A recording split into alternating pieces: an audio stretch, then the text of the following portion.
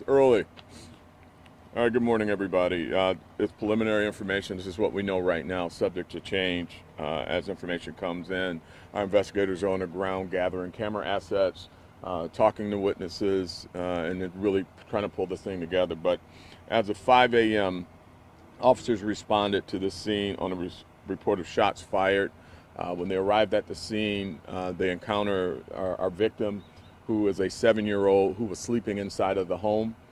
He was sleeping in the front room. He was struck in the head by what appears to be a drive-by shooting. We know at this point we're looking for more than one shooter, possibly two possible males, but again, that's subject to change as we get witnesses and camera assets together. We'll be putting out more updated information. They fled in a vehicle. We're working on what type of vehicle, color. We'll release that a little bit later. We know that there were 11 people in the home. Of the 11, 8 were children. Extremely cowardice act to shoot into a home with that many children inside.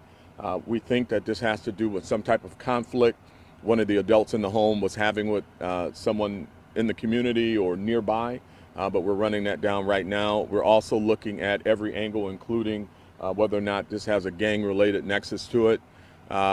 Again, the child is in a local hospital, is stable. But we know that he was shot in the head. I was just informed that the bullet is still lodged in his head. He may be looking at surgery. I'll get an update on that a little bit later. That's what we have right now. We have approximately 6 shots confirmed that hit the home, and that's where we're at. Any questions?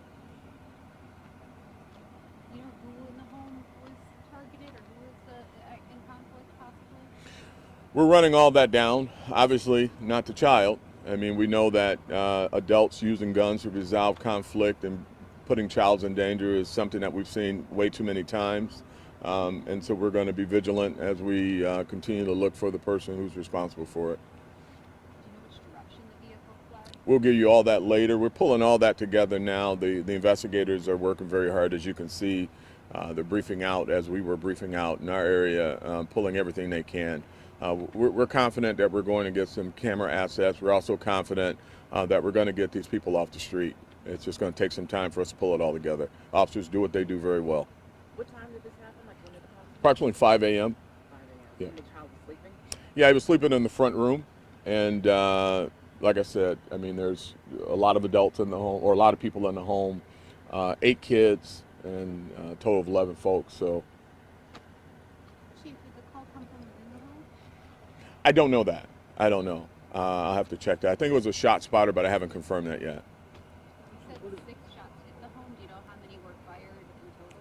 I think we have 6 confirmed on shot spotter, but again, it's early. I don't want to give you bad information, but I can say at least 6 were, sorry about that. 6 were fired, and 6 are confirmed.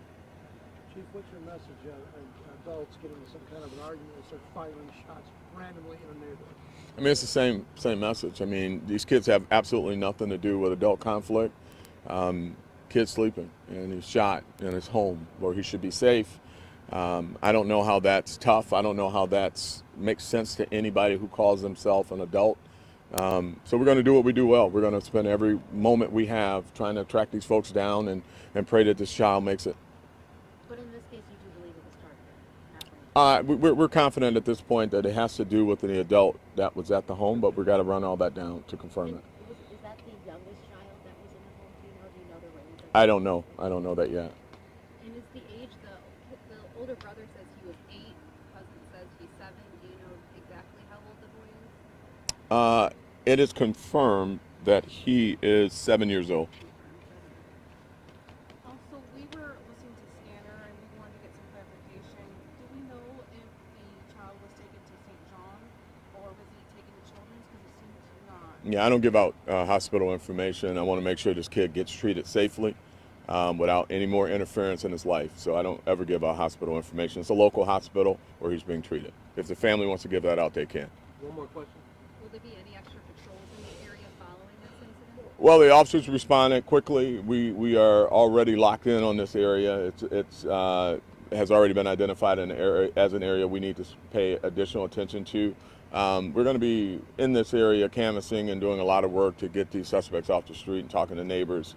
and hopefully they have camera access up and down this area that we can pull on, and so you'll see some officers. How's the family doing? I mean, this is not, it's supposed to be just a regular Monday morning. And here we are.